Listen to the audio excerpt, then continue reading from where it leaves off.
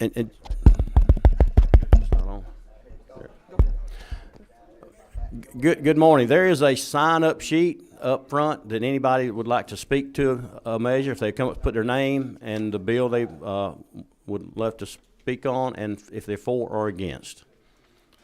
Thank you.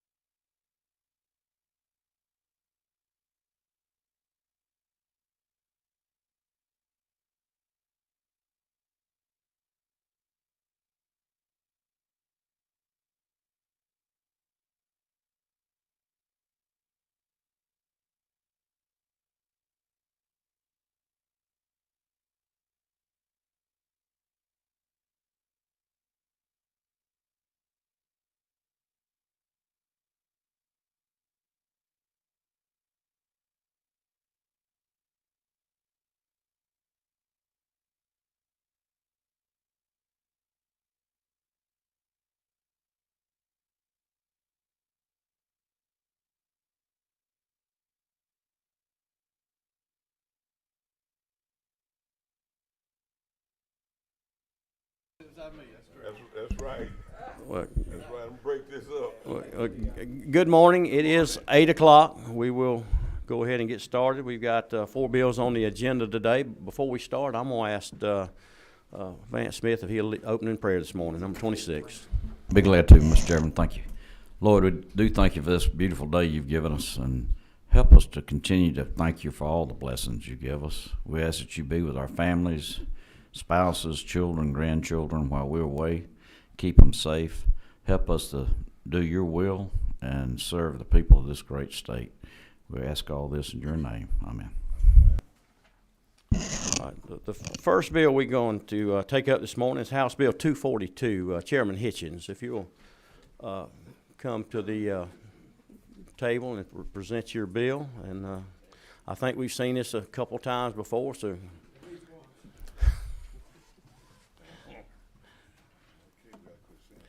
All right, where's the, hold on. This bill was up here last year. It's House Bill 242 this year, LC 393564. And what this is a driver's education bill. It's known as Joshua's Law. It was enacted in 2005 to train young people how to drive effectively and safely. It originally was based on 5% surcharge on all traffic tickets in the state. When the state got into financial trouble in 2009, they dropped it from 5% to 1.5%. And but as some of our people have tracked it, the state continued to take that money, and there was $80 million that was supposed to be directed to the driver's education program that never came to it. I'm not certain where that money went. But what this bill does is try and, it actually was supposed to terminate on June 30th of last year, and we got it all the way to the Senate floor. It was the number 2 or 3 bill up when sine die occurred, and Lieutenant Governor decided to give his going away speech, and it didn't make it. So this is a rehash of everything, but the issue here is public safety. Georgia last year had the highest rate of fatalities they've had in about 20 years. We come in 4th in the nation in traffic fatalities. The only states that are ahead of us are California, Florida, and Texas, all of them who more than double in population from us. Those children who've gone through these have demonstrated through their testing with DDS, through citations issued, and through driving safety, that they do better than their counterparts who don't take it. And it's offered through public entities, public schools, technical schools, colleges, and it's also offered through private drivers' schools. It's 36 hours, 30 hours of classroom training, 6 hours of on-the-road training. And there's a lot more to it. It's based on financial need. The first category is the people that have the first option are those who are children of law enforcement officers or military personnel who've been killed in the line of duty. And last year we were able, through rule, to change it while this was going on to incorporate foster care children. My sense was that children in foster care, when they turn 18 and emancipated, they probably have not been given the opportunity to get a driver's license. They haven't had any training. They walk out the door and they're pretty much on their own. And if you're on your own like that and don't have a driver's license, I don't know how you can get a job or how you can fend for yourself in today's world. So that's the first category. Then it moves on to the second category, which is essentially everybody else. But even when we were taking 5%, they never had enough money to fund all the applications. And the system uses a computer base to determine who gets it if there's more applications than there are funds. And it's done by congressional districts, so everybody in the state has an equal opportunity. And that's basically, I've got a lot more, but that's basically the, gist of it. Be glad to answer any questions. Do we have any questions? Number 15. Thank you, Mr. Chairman. I was just wondering where you came up with the 3%. Are you decreasing it from the 5, or is this additional? We're increasing it from 1.5. During the recession, they decreased it from 5 to 1.5, and that absolutely, the overwhelming majority of people that applied for this couldn't get it because there was a lack of funds. Thank you. Number 25. Chairman Weedall. Chairman, I'd like to make a motion if it's the proper time. Well, we've got a couple other people signed up to speak to the bill, one for and one against. So I'll hold that thought for just a minute, and let me ask Miss Maisie Lynn Girton. I'll butcher it up if I try to say it. So I know where we are, you and I, huh? Yep. Maisie Lynn Girton, the Executive Director of the Georgia Association of Criminal Defense Lawyers. I've appeared on this bill in the past, and I have similar concerns now. As we understand, Joshua's Law is a very good thing. I was a recipient of driver's education through my high school when I was in public school growing up in Virginia. I realized what an important offering it is. Unfortunately, ensuring every 16-year-old has access to it would be a better way of achieving the public safety that I believe Chairman Hitchens is after. Unfortunately, the way that this grant application and process is set up, it does not afford every 16-year-old in our state access to this program.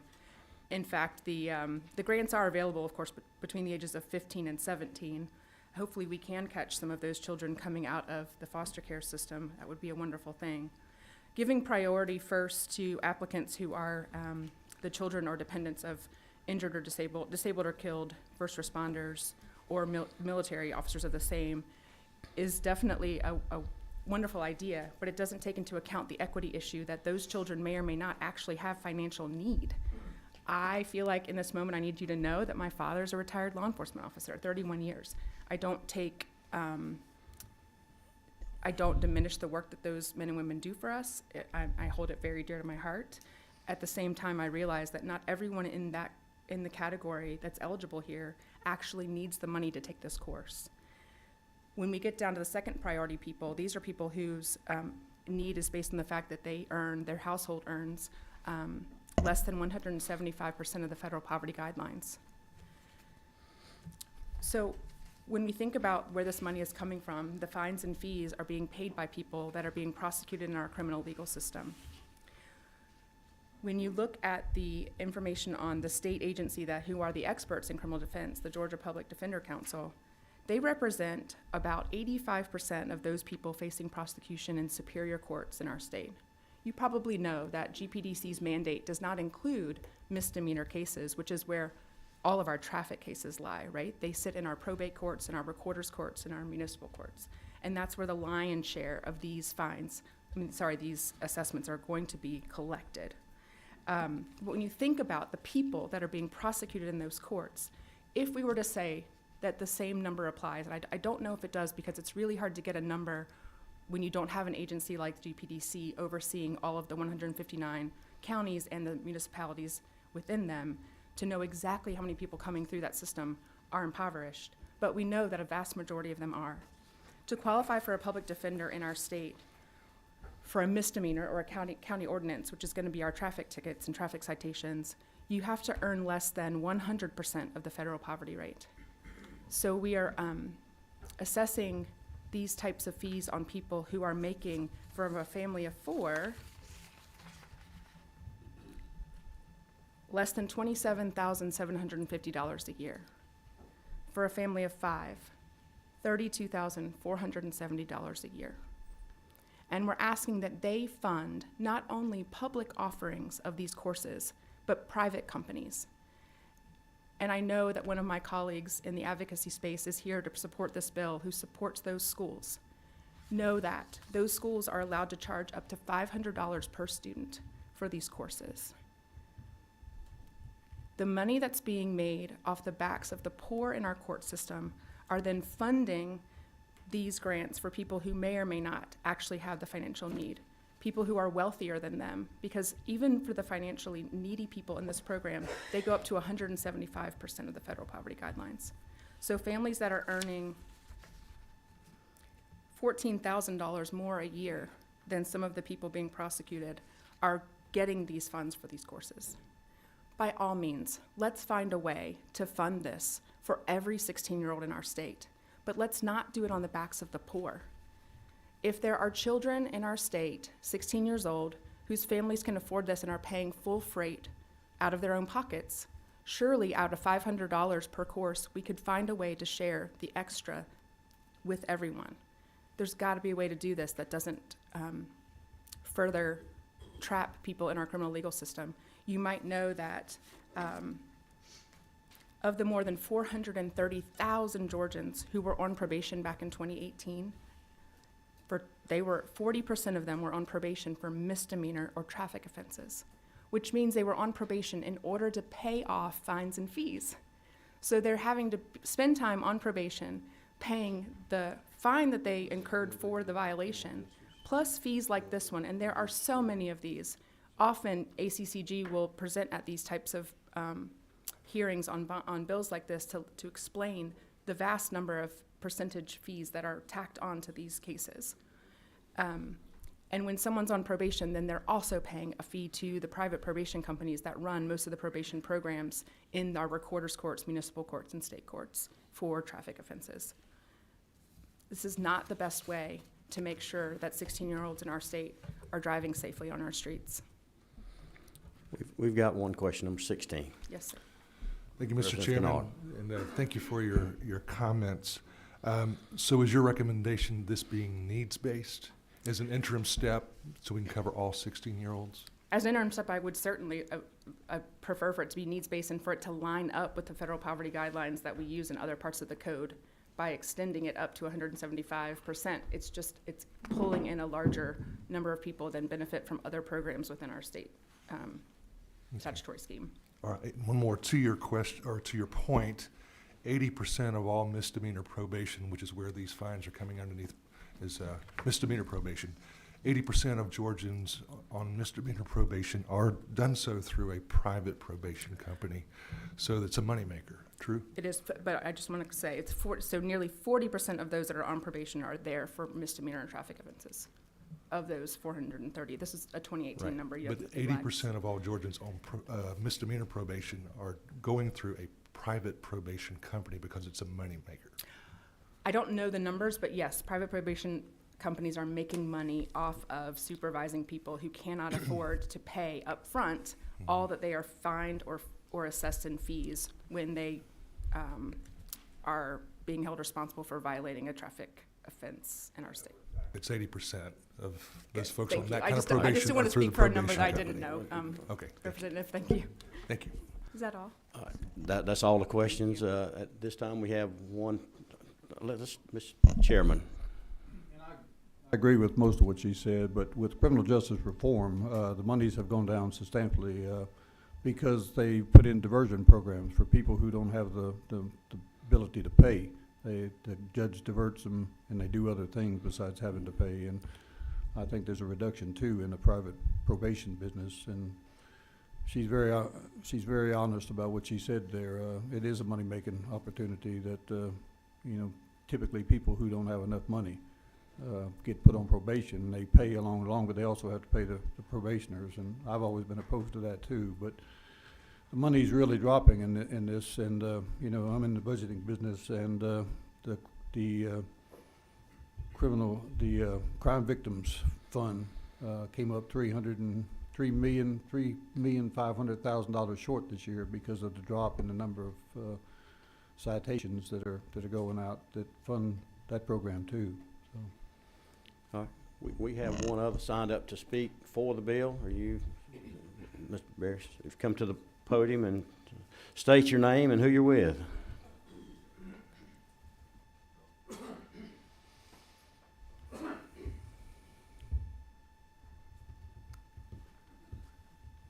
Good morning, Mr. Chairman. Pardon me, ladies and gentlemen of the committee. My name is Barry Schrank. I'm president of Taggart's Driving School, a company I've owned since 1976. I'm a provider of driver education programs, and I'd be glad to sit down with any cost CPA and have them look at the fees that we charge, and if he could figure out a way, or she could figure out a way that we could charge less money for 30 hours of classroom instruction and 6 hours of private in-car instruction with home pickup for the in-car training portion of it, and figure it out how to do it for less than $500, I'd be willing to pay him a large finder's fee. We charge based upon what our expenses are to stay in business, and I don't apologize for any of our fees. Excuse me. I'm also a member of the Driver Education Commission, and I have seen this program operate. I've seen a couple of different programs operate over the years since 2005, or basically 2006, when the Joshua's Law actually became effective. And it's an excellent program, thanks to the folks at the Driver Education Commission. Josh Turner is sitting here. He's the director. It's an arm's length transaction. Anyone has an opportunity to go on any number of websites for driving schools or the Driver Education Commission itself, find out how to apply for the funding, and it's funded every month and at arm's length. So it's probably one of the best programs in the state of Georgia. It's certainly managed very, very well. I've seen hundreds and hundreds of kids come through the program that there's just no way that their parents could have paid for a driver education program. Also, I just thought of something about 15 years ago, Sonny Perdue was governor, and with the budget cuts, DeKalb County had a driver education program. It was pretty well known, and during one of the hearings for the commission, for the Joshua's Law Commission, they said that they were charging about $600 a student, or it was costing them about $600 a student. And at that time, we were charging $425. And DeKalb County, because of the budget cuts, dropped driver education, and they called on me to help them write a program and put out a bid for driver's ed. And during the discussions, as I was helping them do that, they happened to mention or ask me, well, how much do you charge, or what do you think you would charge if you taught the program for us in all the DeKalb County high schools? I said at that time, probably about $400 if you provided a classroom for me. That's all I would need from you all. And he looked at me and said, wow, it's costing us $1,800 a student. So that's why private industry does things. They can't do everything less expensively than government, but there's lots of things that they can do. And I can guarantee you driver education programs funded or paid for private schools costs a lot less money than it does if it's done through the public schools. So, and that's all I have to say. Great program. Do not see any questions, so I think now would be the proper time. Number 25. Mr. Chairman, I make a motion to pass. We have a motion. Do we have a second? I have a motion and a second. Any further discussion? Hearing none, all in favor say aye. Aye. All opposed? All right, the ayes have it. Do you have your bill, Mr. Chairman? Thank you. All right, at this time, we will go on to House Bill 348. Chairman Collins, if you'll come up and present your bill. We have several people signed up to speak, for, and I think some against, maybe. But anyway, All right, thank you, Mr. Chairman. You ever start something and wish you probably hadn't started it? my wife's here, I better not answer. Well, that's that's the way I feel about House Bill 348. I started this last year because we have a situation in our state with the school speeding cameras. I was approached by several used car dealers in my district, and throughout the course of drafting this piece of legislation, I've spoken with a lot of my colleagues throughout the House, spoken with car dealers from all over different districts. Right now, if you receive a civil monetary penalty for exceeding the speed limit in a school zone, and you don't pay that civil monetary penalty, there is a hold on your title that it keeps you from renewing your registration, and there's a hold on that title. So if you trade that vehicle and don't clean that up, the dealer or the person you traded that vehicle to is stuck paying that civil monetary penalty and cleaning that title up before they can take possession. So that really caught my attention. I thought there's a flaw in the law. And then as you continue, and as I continue to discuss this legislation, there are a number of jurisdictions throughout this state that are continually running these school traffic cameras to enforce speeding in school zones with no regard to what time school is being called in or let out. What I'm saying basically is they're issuing these civil monetary tickets at 10 o'clock at night, at 2 o'clock in the morning, and there was some code section that needed to be cleaned up. So, you know, you get to looking at this, and there was some flaws in the legislation. And what I'm presenting to you today, I wouldn't say it's perfect, but it's very well thought of to protect our families, to protect our children as they are going to school and being dismissed from school. There are a few policy changes in this bill. One of the most significant would be the amount of time that those machines can be run to issue those tickets. Currently, right now, there's some conflicting code language, and they're being used throughout the entire day. In my bill here that I have with House Bill 348, these jurisdictions will only be able to issue civil monetary penalties for speeding 30 minutes prior to school being called in and 30 minutes after school is dismissed. So there's an hour window there, 30 minutes before, 30 minutes after in the morning and in the afternoon. So there's a shift there. And before I walk you through the bill, I'll go over a couple of more things also. So we have that issue where the title is being held and people are having to pay those fees and fines.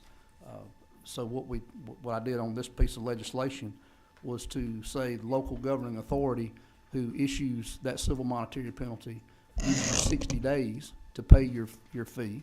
And if you don't pay that within 60 days, your registration is basically revoked.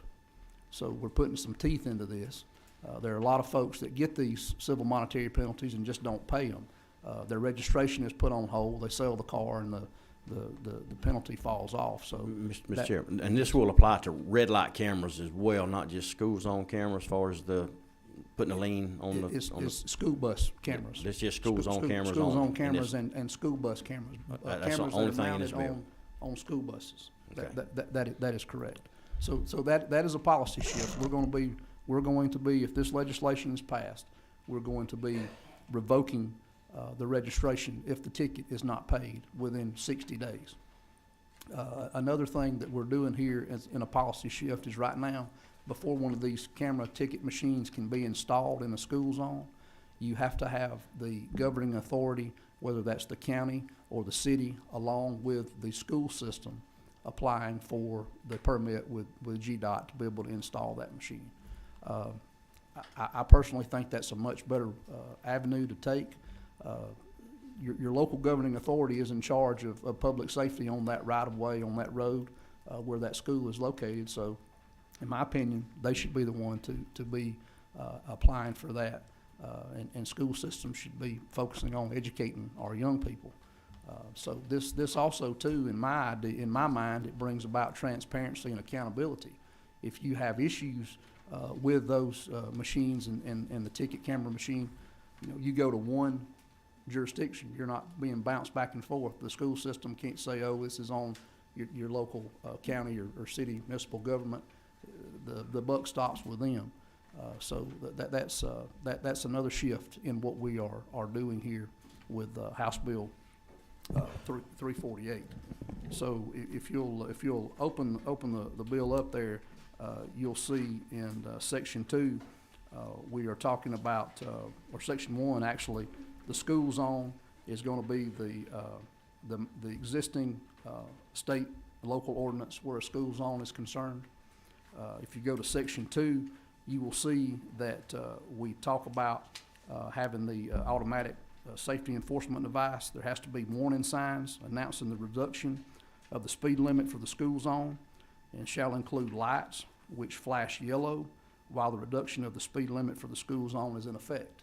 So there's a transparency piece there. You can't issue a ticket or a monetary penalty without the lights being flashing.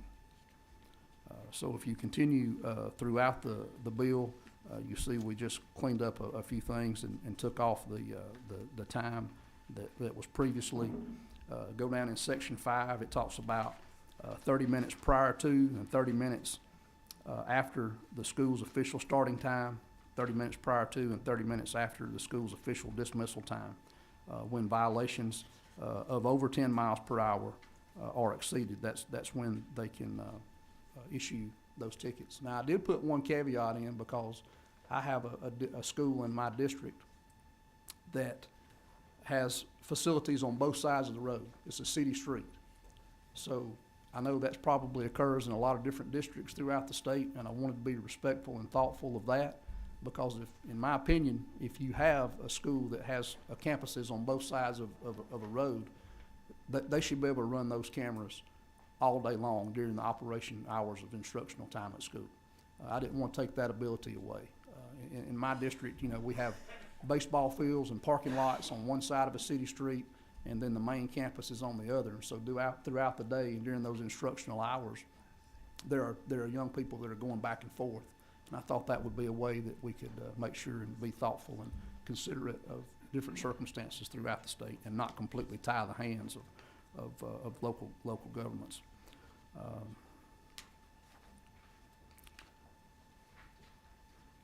If you go on throughout the bill, you will see in page 6 that part of this process, there'll be a statement in a format provided by the Department of Revenue that informs the recipient of that civil monetary penalty, the consequences of failure to pay that penalty, and the processing fees associated with that. We're also going to be capping what administrative fees can be charged. It's a $25 admin fee is what we're capping that. The first offense is $75, and the second offense is $125. So we're capping that administrative cost, so we don't have our friends that continue to raise fees associated with this. So that's being capped. There's no more than a $5 late fee for not paying this on time. If your registration is suspended after 60 days, the local governing authority will notify DOR your registration will be suspended. Once you have paid that civil monetary penalty to that governing authority that issued that civil monetary penalty, then you have to go to DOR and reinstate your registration. And there's a $25 fee for that.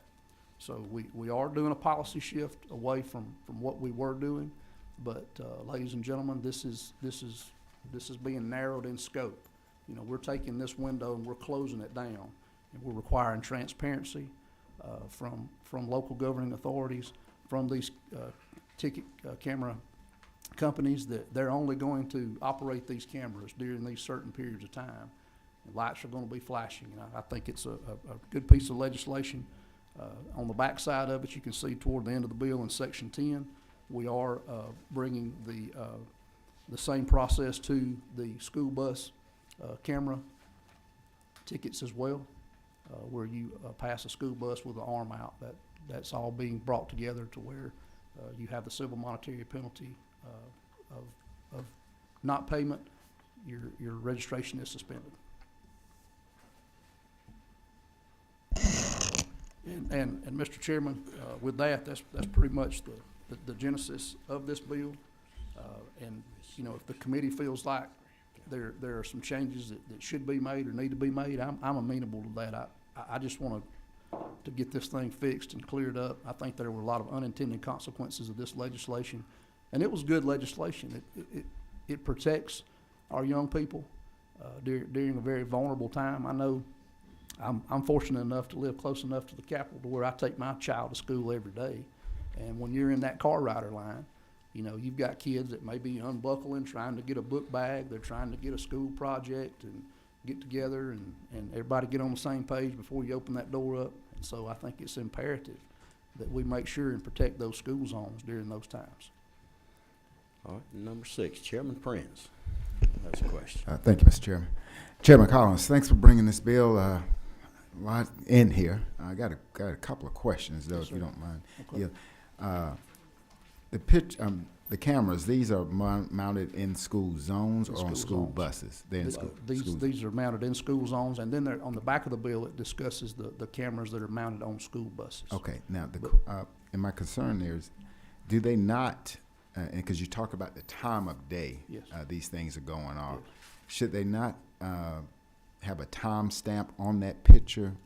If I'm speeding through at 10 o'clock at night, It does, oh, it does. okay, There's a so timestamp. okay, if that time stamped on the picture, Yes, if it's, I mean, that should be correlated to if it's during school hours and if it's not, you know, it's on a Monday through Friday versus a Saturday or a Sunday, these Right. tickets being, so can that not be used as evidence for, you know, not getting so many, you know? well, it could be, absolutely right, but under this piece of legislation, they're only gonna be able to issue those civil monetary penalties during that window of opportunity in the morning and in the afternoon.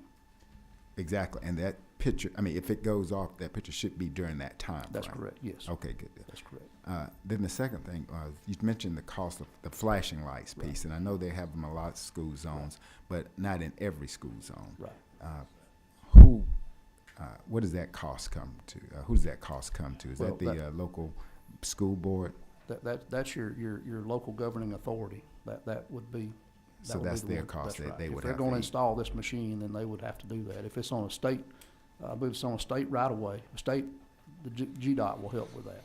If Okay. it's a state road. One more. Well, yes, sir. And then the last one is reference the trading in of titles and things Right. like that. Dealers themselves, whether they're used car or just new car, Right. do they not have a mechanism to check when they take these trade-ins, because they're probably trading in on a new vehicle? Do they not have some type of mechanism to check to say, hey, this title is clean? And if not,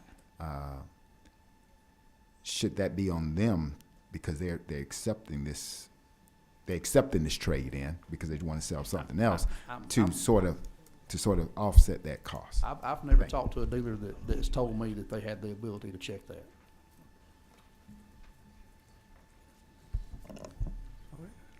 Not seeing any other questions. We do have a couple people signed up to speak for the bill. Billy Grugan, if you come to the podium and state your name and who you're with. Thank you, Mr. Chairman. It's Billy Grogan. I'm the Chief of Police with the Dunwoody Police Department. I would like to provide a few comments in favor of the bill and then maybe a comment about the hours that I would definitely be against. So probably the number one complaint I receive as the police chief in Dunwoody, and I've been there for 14 years, is speeding in school zones. It's a concern from many people in the community. And we, of course, try to do our best to provide speed enforcement in the school zones, but we don't have enough officers, frankly, to put one in every school zone all the time. And that's true for most agencies. We know that speed kills, and it's important to keep vehicles moving slowly. Technology can help us make our roads much safer around schools. And a couple of years ago, the city signed a contract with a vendor to provide automated speed enforcement in school zones. Unfortunately, the DeKalb County School District has refused to sign off on the application for the DOT. So we've been unable to move forward with our program and provide safety for the students in our school system. So it's important to note that school systems have no responsibility for the roads outside the schools. It's the city, the county that covers that pays for that provides the right-of-way. Also, school police departments have no responsibility for enforcement outside the school grounds. Local police departments are responsible for speed enforcement in school zones, and that's why that change to the local governing body is an important change that's needed. Ironically, the Gwinnett County School District authorizes their police chief to sign off on these applications, and they do so, and most agencies in Gwinnett County have the automated speed enforcement in the school zones that meet the threshold for the requirement for it. And lastly, private schools in the counties that are not signing are receiving this service because they've entered into agreements with the local governing body, and so their students are being more carefully protected than students that are attending public schools in several counties in the state. The question about the hours, current law says that the automated speed enforcement can be used 1 hour before school starts until 1 hour after school starts. And this is set up with the vendor electronically to detect during those hours. There have been occasions where accidentally violations have been sent out that occurred after hours, but it is time stamped, to your point, sir, about when it occurs, and certainly if somebody gets one that's outside that time stamp, it would be invalid. So if we move forward with the way the bill is designed right now, propose just 1 hour in the morning, 1 hour in the evening, all that time during the day, which are students are still on campus, it's still right in front of a school, and we get complaints during school hours, then all those cars are not going to be cited for speeding in the school zone. And to me, it's just as important during the day as it is when school's starting and when school's letting out. Because they do have activities. I know the schools in Dunwoody do, especially the high school. There's always students moving different places to their cars during the day. And so I feel it's important to leave the time that automated speed enforcement cameras can be used during the same hours that they are today. Thank you very much. Got one question. Number 28, Representative Ridley. Thank you, Chief. So I'm a little bit confused. Do y'all have cameras now? We do not. We entered into a contract with a vendor. However, the DeKalb school system will not sign off on the application for the DOT. So whenever we passed that bill in 17, I thought, does the school board superintendent not have to initiate that as far as getting the cameras, and then y'all just kind of come along? No, I didn't think the police department could initiate. No, it's actually kind of the opposite. The local governing bodies, because we're the ones that have the authority to review the violation, to say it is a violation. It's kind of a partnership the way it is. We ask the DeKalb school system, hey, we want to submit this application. Please sign off on it, and they've refused to. Okay. And we're not the only county. There's several counties that have done that. And let me ask you this question. Tell me, in your opinion, I'm in the U.S. Constitution, and I'll bring this up a little bit later, says that I've got a right to face my accuser in court. How do I have a right to face a camera in court if I want to say this didn't happen, the detection's off? Like your radars right now, y'all have to calibrate those every day before you start, Sure. correct? Yes. And these are supposed to be auto-calibrated, but we've seen hundreds and hundreds of cases where they're not. How do you, so back to the constitutionality of it, is that a form of entrapment? Because with a police car, I got to be able to see you 500 feet before you can clock me, correct? Sure. Well, then how is this working? If I get in trouble, I can't go to court and argue with the Well, judge. You can go to court, certainly, if you'd like to. And the cameras has built-in warning signs, so you're notified that, hey, this is happening. According to the new legislation, they have to be flashing. Sure. And so I think there's some protection there. And, the automated speed enforcement device does what a police officer does, but more efficiently and effectively, because we don't have enough police officers to put them in the school zones. And our goal is to reduce the speed of traffic, and the agencies that have deployed those have seen that reduction in speed, which means the school systems have become safer for students. I'm not an attorney, but I would say, people have a right to come to court, and we have to produce the photo that shows that they were speeding, or the video, and in order to have that conviction. Thank you. No other questions. We have one other person signed up, Roy Collier. If he'll come to the podium and state his name and who he's with. Good morning. I'm Roy Collier with the City of Chamblee Police Department. I'm currently over Special Operations, which handles pedestrian fatalities, serious injury fatalities, and accident fatalities and serious injuries. I'm currently over our automated speed enforcement program in the City of Chamblee. And if you can ask me those questions after I finish this, because I can't remember exactly how you worded it, but I'll be glad to answer some of the questions for you. So the City of Chamblee is just north of here, a population of 30,000. We have an influx between rush hour of about 5,000 to 10,000 people on our highways. A lot of those citizens also use the back roads, which are schools, which we currently have 4 schools in our city. 3 of those are DeKalb County schools, and 1 is a private school. When we started this in 2020, we tried to get DeKalb County schools on board, and as Chief Grogan said, they pretty much didn't want anything to do with it. We approached St. Pius, which is our private school, and they were all on board with it. So to kind of give you some stats, and then I'll kind of get at how it works real quick. We started red speed in January 2021. We did a 30-day grace period with all the cars coming through, basically just straight warnings, just to kind of get people. We also did a media blast, social media. We talked to the school, let everybody know what was going on and how it works. We have signs posted, brand new flashing signs, bright signs, anything you can think of to warn people. We have 4 cameras on our private school, pretty much cover every direction, north, south, east, and west on the 2 roadways that we are using it on. We currently do an hour before and an hour after school. During that hour before and hour after school, the cameras are set for 11 miles over the speed limit. So the speed limit is set at 25 miles an hour. We're giving the motorist 11 miles over that speed limit before a camera actually activates, takes a picture, and sends us a citation to approve. Once that hour is over during the school time, the normal school hours when the lights are not flashing, the speed moves up to 14 miles an hour. So it's no different than an officer sitting on the roadway running speed enforcement themselves. It's set at 14 miles an hour over that. Once they go over 14 miles an hour, at 15 miles an hour over, it activates, takes a picture, sends us the citation to approve. That's during the whole school time. Parents are constantly coming in. Our high schools, the students actually leave. So say Chamblee High School, there's a Chick-fil-A across the street. During the lunchtime, senior students are allowed to leave. They walk across the street through a crosswalk. So students are still going through the schools constantly throughout the day. So it is important to continue that enforcement throughout the day.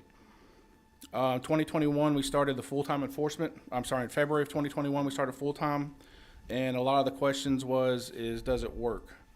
So from 2021 to December 21, we had a total of 10,763 citations just on the 2 cameras that we have at the private school. The following year in 2022, for the same time period, it dropped down to 6,705 citations, a reduction of 38%. So in our eyes, it does work. It slowed people down. People realize that the cameras are there. It's pretty much like having an officer there during the whole time of school period when the officers couldn't be there the full time. So it did slow people down. This time frame from January to February of 2022, we had 1,740 citations.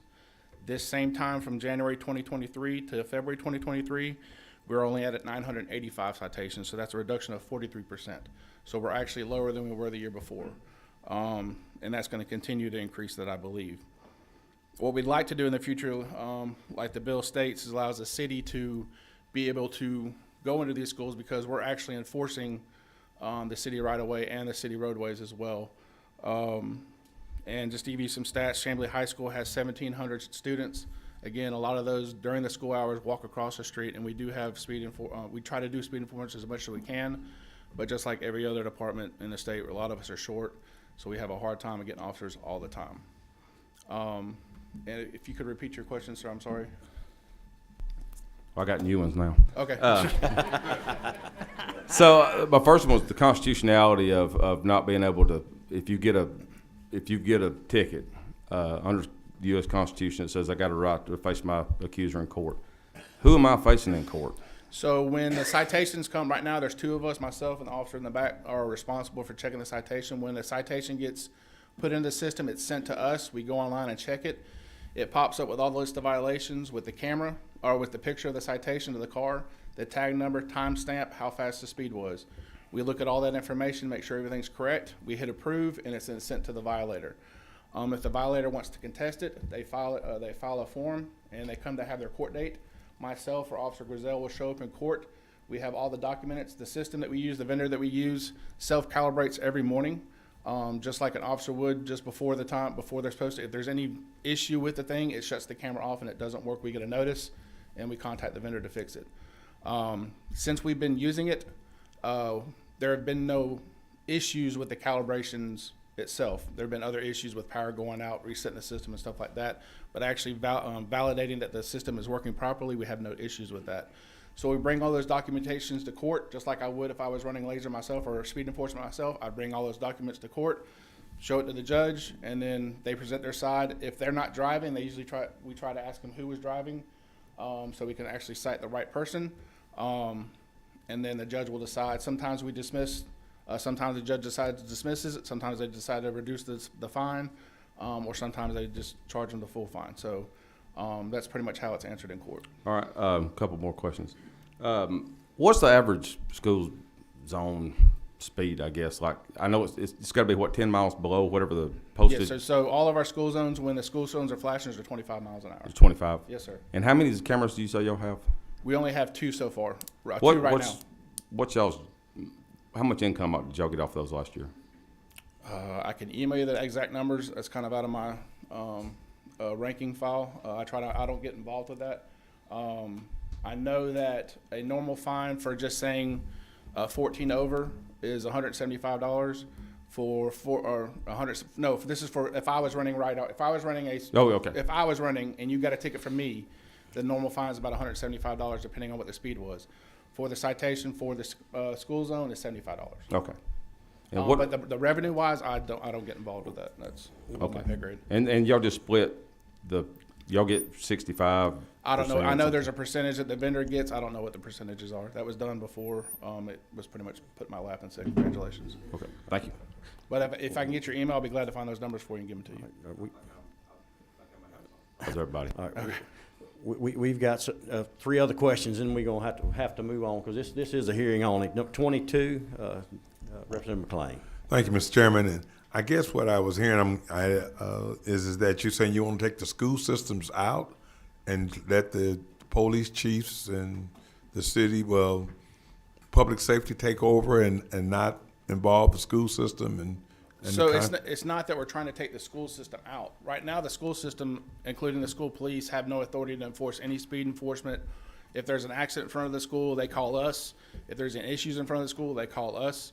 The right-of-way, the signs are on us. We put the signs in. We do all the enforcements in the school. So it's not taking the school system out. We're doing everything right now. So if we went there's 2 schools that we have an issue with speed enforcement, we would like to go ahead with that, but the Cobb County Schools is preventing us from doing that. Thank you, Mr. Speaker. Number 23, Representative Barton.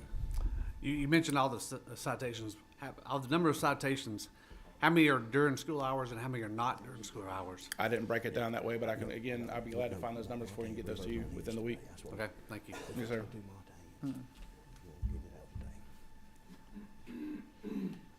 All right. Number 29, Chairman Powell. Thank you. If I might ask a couple of questions, because I'm really interested in this. There was a legislator at one time that passed this that's caused an enormous amount of friction from a lot of his members that passed the original school bill, safety bill. But could you tell me whether y'all or any jurisdictions you know of, if they use these cameras to do other citations, like say run it if they see an expired tag or for insurance purposes? Do they use that database for anything other than? You talking about for citing someone? Or? Yes. No, not for citing. The only time the only citations are issued for speeding. Reason I asked that question, there's been an awful lot of debate for several years. I think inherently most people absolutely despise the use of cameras, whether it's red light cameras or anything else. We have heard, and I'm sure every member on this committee has heard the same comments from members of the legislature, that some jurisdictions are using these tag readers in the school zones if they see a car that may have an invalid decal, or to run the tag to see if it's got insurance or anything like that, because that's been said by several members. Now, it also reminds me, you're familiar with flock cameras? Yes, sir. Could you tell the committee what a flock camera is? So a flock camera there's a database that's like if you report your car stolen. Also, he is correct that you can put in the database for or expired tag, suspended license, if the person's wanted, sex offender, if the car was involved in a carjacking, armed robbery, any of those listed things, the flock cameras will be able to pick us up, and we are alerted on our system. All the in-car computers and our dispatch is alerted to that. And then the officers will try to get in the area to, now,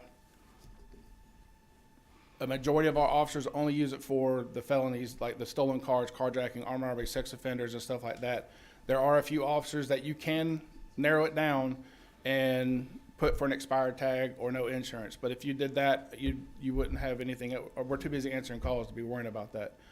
But to go to the automated speed enforcement that you're talking about, that is for speed enforcement only. We do have it is integrated with Flock to get stolen cars and stuff like that, but is only citations are issued for speed enforcement. Could you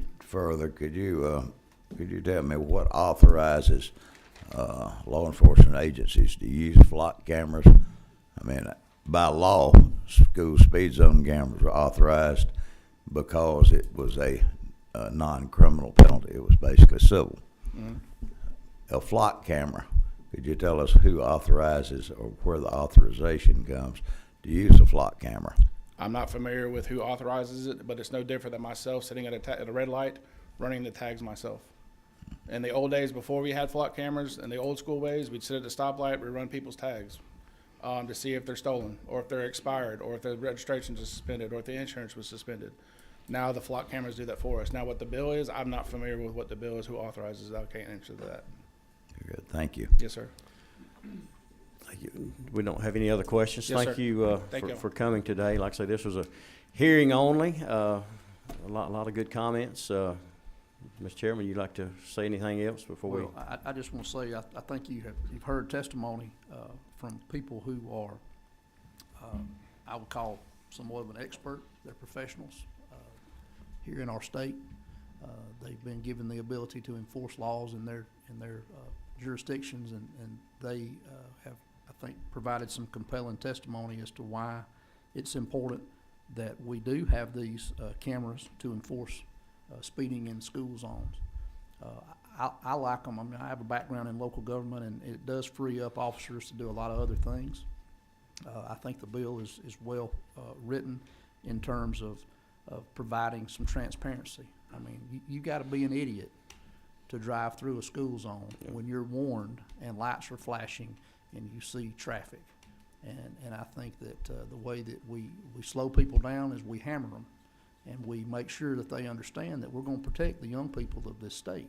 And I think one of the ways that we do that is we limit the amount of time that we're considering that to be a school zone at the peak time, which is drop off and pick up during the day. I think if you continue to extend that, I think you kind of wash away some of the importance of protecting the integrity of that time. And with that, Mr. Chairman, I stand willing to work with this committee to Yes. move this legislation forward. One further question. To his point about the Chick-fil-A on the opposite side of the road, would they, in this bill, would they have the ability to run those school zones in that case where the students do walk across the street? Well, Mr. Chairman, I Is would say that that's probably well intended to have that and protect that, but you know, with the way this bill is written, unless that Chick-fil-A was on that campus, that would not be. All right. Well, thank you for the bill, and we're gonna move on to Representative Montahan's 167. Now, this is a department bill, and we would like to hear that this morning, and it's be the will of the committee after he presents the bill. And I know some people have to move on the rules, as do I, pretty quickly. So, Representative Montahan. Well, thank you, Mr. Chairman. Members of the committee have in front of you today House Bill 167. It's a substitute LC number 393683S. I know we don't have a lot of time, so I'm just going to go through it pretty quick. What this bill does, I think actually most folks in here I think have signed onto this bill. It's a bill that basically says, and I guess right now in our state, for a very good reason, we place a hard suspension on somebody's license who has not paid their child support. And so working with our partners at the Georgia Department of Driver Services and other state agencies, as well as our colleagues in the judicial branch, they have found that it's kind of antithetical to when you suspend somebody's license to also ask them to repay, because it makes it even harder for that person to eventually pay that child support.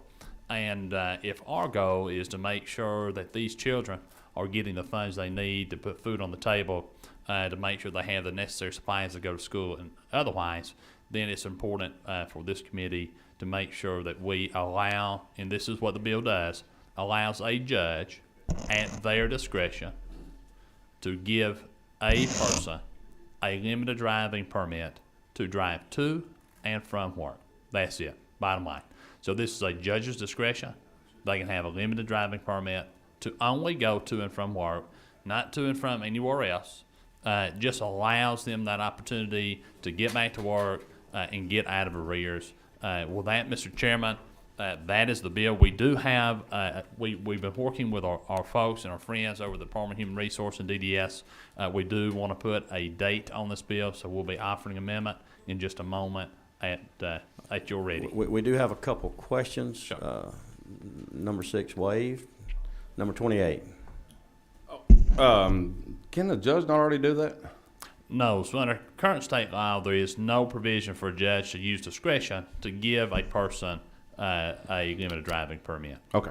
Thank you. Thank you. All right. No further questions. You have an amendment? Yes, sir. At the proper time, I'd like to make it.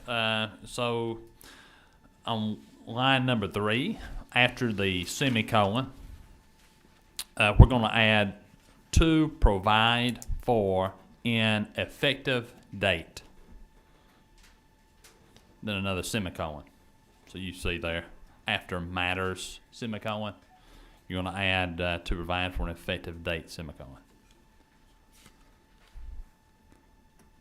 Would you like to do them individually or all as one? All as one? I just am doing all as one. If somebody wants to make a motion for those, amend the bill. Between line 59 and 60, we're going to be adding a new section that says, not a new section, I'm sorry, just a new line here that says, this act shall be effective on January 1st, 2024. Actually, I'm sorry, we will be adding a new section. So that'll be section 2, this act shall be effective on January 1st, 2024, and then it'll be section 3, all laws and parts. Yes, sir. Does everybody understand what we're doing? Do we have a motion on the amendments? The second, we have a motion, a second, to amend the bill to make these changes. Any further discussion? All in favor of the amendments, say aye. All opposed, like sign. All right, now we will need a motion on the bill. We have a motion, a second. Any discussion? Seeing none, all in favor say aye. All opposed, like sign. All right, you have your bill. We Thank you, we Chairman. have one other bill. I don't think anybody has the room behind us. I've got to run the rules. I'd ask, Representative. Sir? We can move it. That's up to the author of the bill. If people, I think some people here to speak to the bill, but if everybody's got a few minutes, it's a hearing only. I've got to go to rules and present a bill, but I'll ask, Vice Chair Barton to come chair the meeting.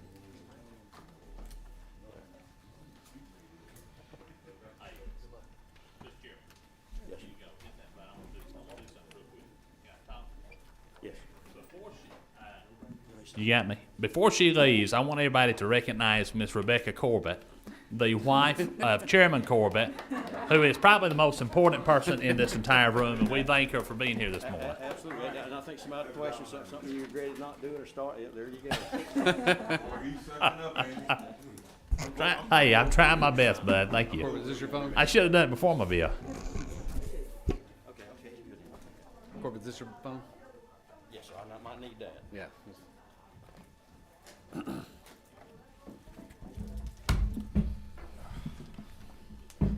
Representative Ridley. How y'all today? Happy Valentine's Day. All right, y'all ready?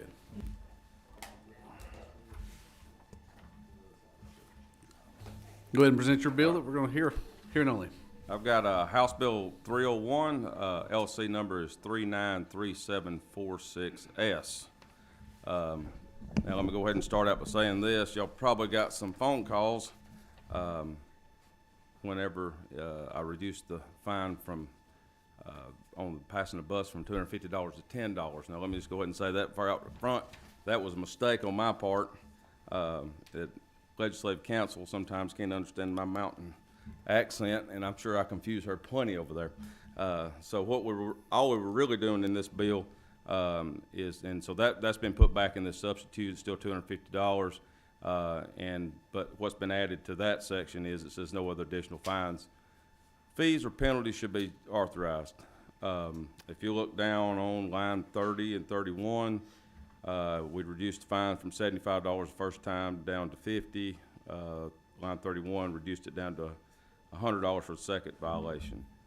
Number on 33, and this is where this bill stems from. We've had, as people can probably understand by this being the second one that's come up today, we have had calls, I think every representative has calls, for these things malfunction, being misused by some police departments in the area, on how they've been used. And I was here when this bill initially started, and I remember when it initially started, it was going to be the school systems had to approve the bill. The school systems was going to get the money, and I think some of my friends with municipalities and the counties didn't agree with that, so it ended up being that the money would go to the counties.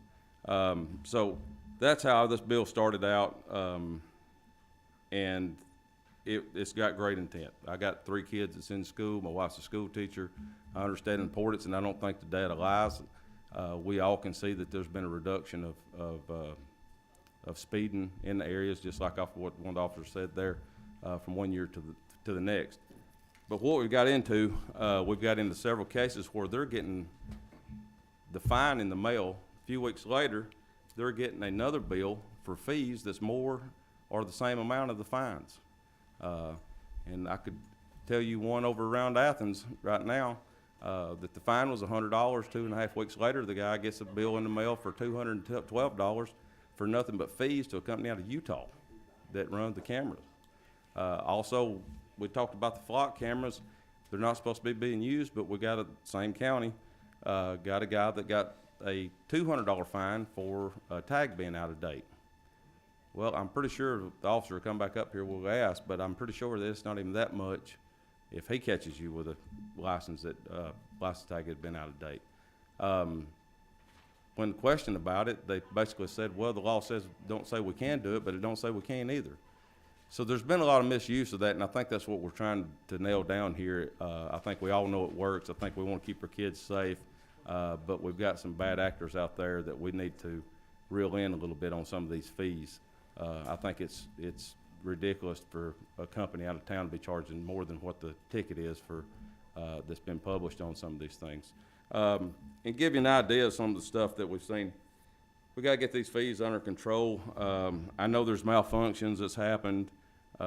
We've had some counties where the things run from 6 o'clock at night till 8 o'clock. They got 300 and something people, sent them all tickets before they get a court date. Some of them license were getting suspended. It was a big mess.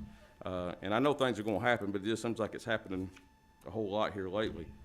So what this bill would basically do is just say, hey, listen, you can charge the fine, but you can't charge any fees over $2. I think that's fair enough. If this is really about the kids, I think you're gonna get the same effect. And that's kind of what my bill does. And I could go into some more detail if some people wants me to about with the revenue and stuff, or if we got some people want to talk, we can talk about that later. All right, I think you got a couple questions. Okay. Representative McLean. Did you turn me? Good, thank you. Thank you, Mr. Chairman. I guess, I guess my only question was, you were going down in fees instead of increasing the fine, so I was just, but I heard what you said about bad actors. So what I done, I went down on the fines by $25 or something like that. Right, but no then I fees said or no penalties. fees, yeah. And penalties. No fees or penalties, but the fine, and I'm fine with that. I think Jay's bill, it kept them the same, and I'm fine with keeping them the same. I was just kind of looking at, what's the difference in the $50 and the $75? Well, to me, that's a lot. Now, y'all people's got money, that may be a little different. So I was just looking at the effectiveness, I think, still there. At $50, the same as it is at $75, but inflation's kicked in here, so I was just trying to help the people out. I hear you. I mean, I do appreciate the no other additional fines and fees and penalties. Now that I can appreciate. Thank you, Mr. Chairman. Representative Alexander. Thank you, Mr. Chairman. Mine is just a statement. I really liked that $10 when I saw it. That $10 for passing a school bus. So I don't think we need to lower it that much. Thank you very much. Representative Wiedauer. Thank you, Mr. Chairman. I just wanted to clarify, make sure I understand. So when we're talking about lowering these, just to Representative McLean's question, really what we're trying to do is make the fines or make the fees be set for what the jurisdiction is, but not getting fees over and above that for the companies that are running these cameras. Yes, sir. So what we're doing is saying you got the fine, but there's no fee. You can't charge any fees. I think on this one it says $2. So what we've got, as you all know, is some camera companies that send in these bills later after they pay the fine. That's ridiculous for the fees that they put in there. So what we're saying is you're fine if you want to get the fines, but you can't be charging fees over $2. I mean, that's what Peach Pass charges, and that's how we came up with that number. And I would assume that you would contend that because I would imagine the argument's going to be from municipalities or these companies that's not enough money for us to be making to install these cameras, that there should be some participation on the side of the city or county that's partnering with these companies to facilitate that money. I'm sure that's exactly what you're going to hear, and you brought up a great point. And if you want to do that, that's fine. You can pay it out of those fines that you get. And if you kind of want to get some sort of idea of what kind of generate, I got some just small town numbers. Richmond Hill in January, from September 21 to January 22, grossed $181,150 in fees, in fines. Vidalia, Georgia, in 2021, January to December, $504,000 was their gross. City of Stillmore, population 530, by the way. From March to February 21, March 21 to February 22, almost $50,000.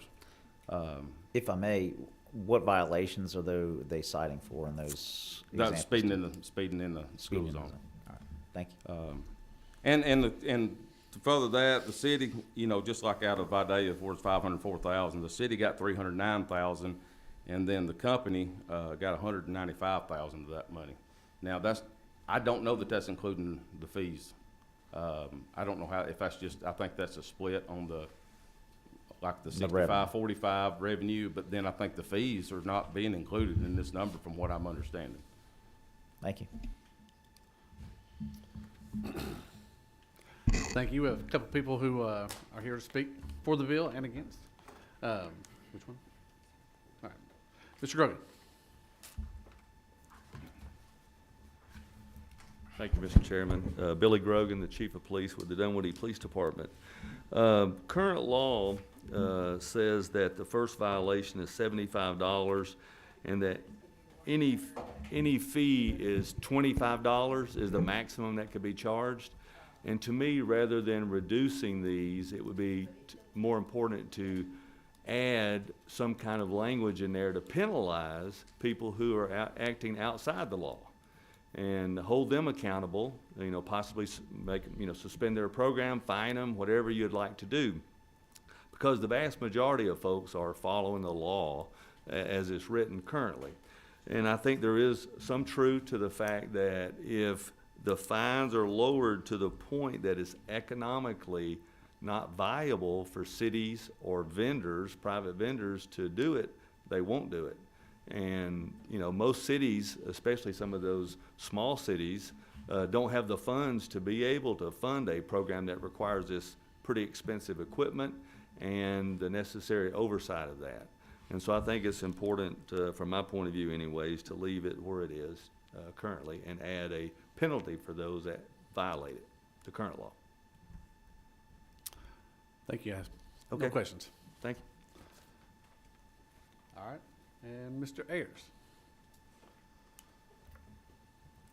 Who you're with and Good morning. My name is Butch Ayers. I'm the Executive Director of the Georgia Association of Chiefs of Police.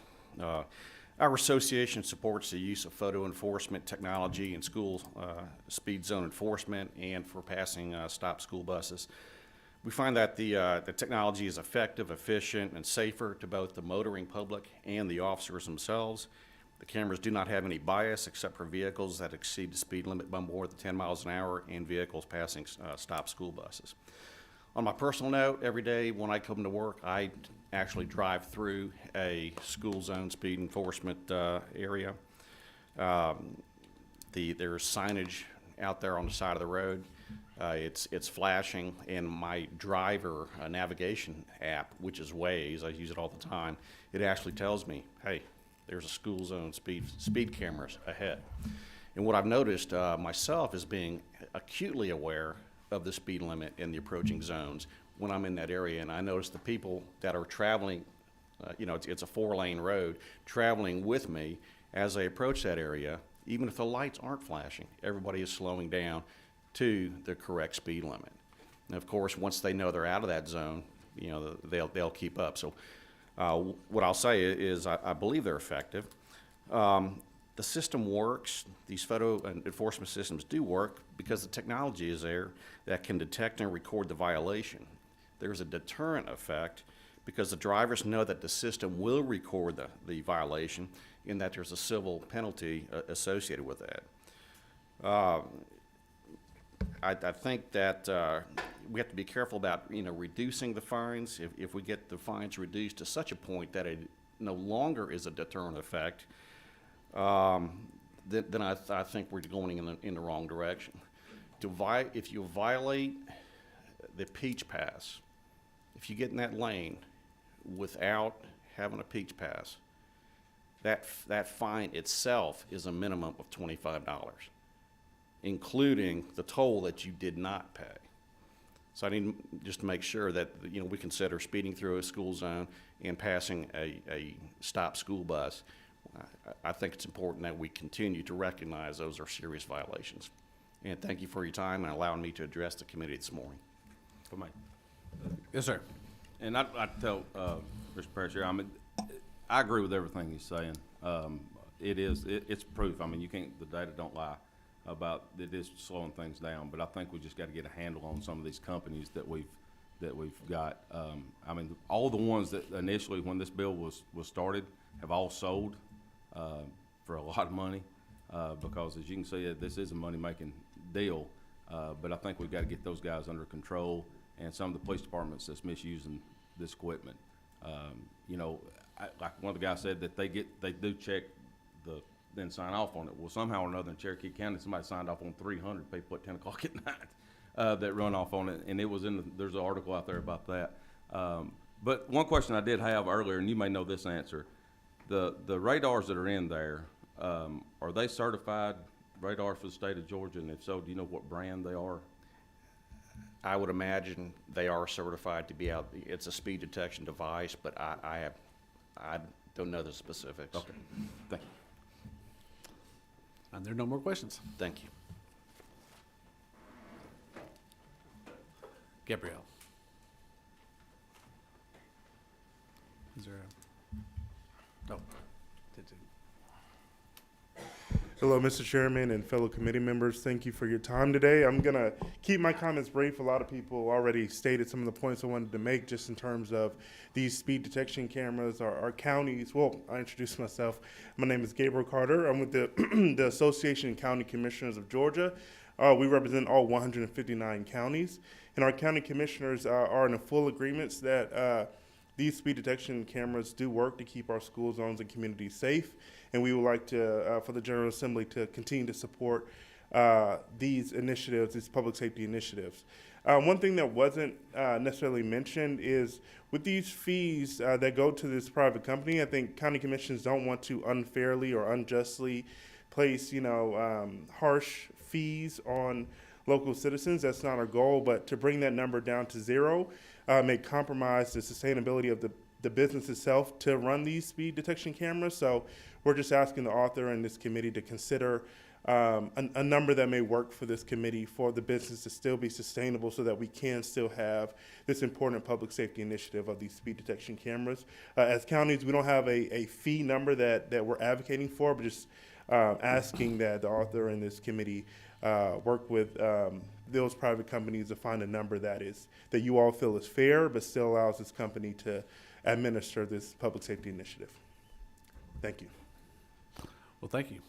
As Chairman Corbett said, this was a hearing only, so appreciate it.